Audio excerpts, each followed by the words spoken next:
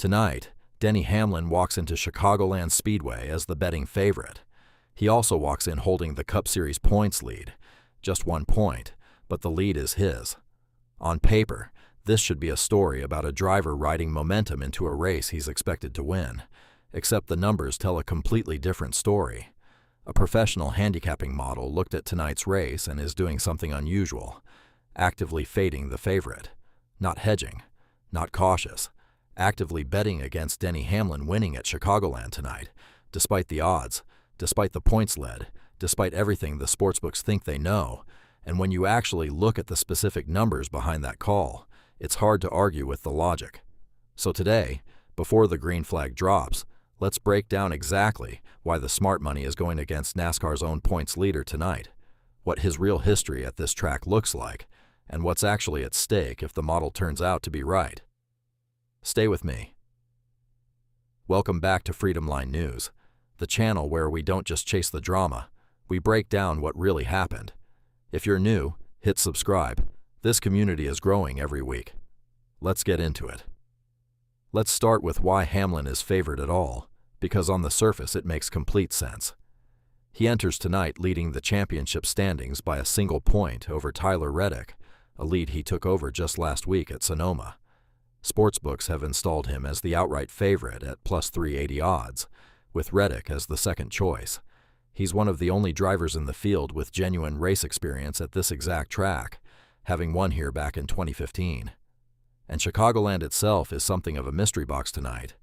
It hasn't hosted a Cup Series race since 2019, a 6-year gap, which means most of the field, including Tyler Reddick, Chase Briscoe, and Shane Van Gisbergen, are making their Cup Series debuts at this specific track tonight. Experience matters when a track has been dormant this long, and Hamlin has more of it than almost anyone else in the field. But here's where the story flips. Despite all of that, respected NASCAR handicapper Mike McClure at Sportsline is explicitly fading Hamlin this week, and his reasoning comes down to 2 specific, verifiable things. First, recent form. After a stretch where Hamlin won 3 straight races and looked like the best driver in the sport, he has genuinely regressed over his last 2 starts, finishing 14th at San Diego and then 26th at Sonoma. That's not a small dip. That's back-to-back results, well outside what a points leader should be producing. Second, and this is the detail that really matters, his actual history at Chicagoland itself. Yes, he won here in 2015. But when you look at his complete body of work at this track across his career, Hamlin has twice as many finishes of 15th or worse, 6 of them, as he has top 5 finishes, which sit at just 3. In other words, 1 win a decade ago is propping up a track record that's actually been mediocre far more often than it's been good. McClure's model simulations reportedly have Hamlin barely cracking the top 5 tonight, which is a significant gap from what a plus 380 favorite should be projected to do. The conclusion is straightforward. The market is pricing Hamlin based on his season-long points lead and 1 old win, not on what his recent form or his actual track history at Chicagoland suggest is likely to happen tonight. And this isn't just a betting curiosity.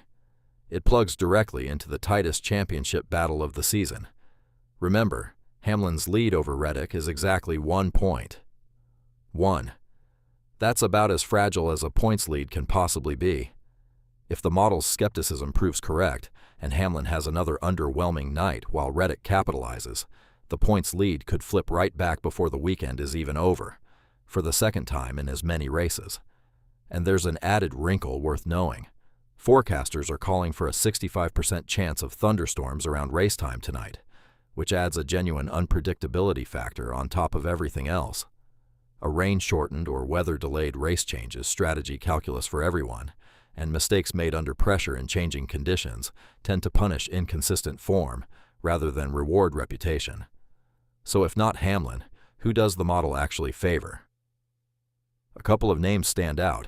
Ty Gibbs is drawing real value attention after a strong Sonoma weekend, where he picked up 2 stage wins and finished 3rd, his 7th top 5 of the season, tied for 4th most in the series, while his 11 top 10s trail only 2 other drivers all year. He's currently 4th in points and, by most accounts, finally realizing his potential in his 4th full-time season, after never previously finishing better than 15th in the standings. And then there's Kyle Larson, the defending series champion, who happens to be the active leader in average finish at Chicagoland from his prior starts here before the track left the schedule. Larson is still chasing his first win of an extended winless stretch, but this track has historically suited him well, and a return to a venue with a strong personal history is exactly the kind of spot where a slumping former champion often snaps back. So here's how to actually watch tonight's race with this context in mind. Don't just watch where Hamlin starts. Watch how his long-run pace looks compared to Reddick's, since that's the specific area McClure's model is skeptical about. Watch whether the thunderstorm forecast actually disrupts the race, because changeable conditions tend to expose exactly the kind of inconsistency Hamlin's last 2 weeks have shown. And keep an eye on Gibbs and Larson specifically. If either of them run up front deep into the race, that's the model's read playing out in real time. The honest summary is this.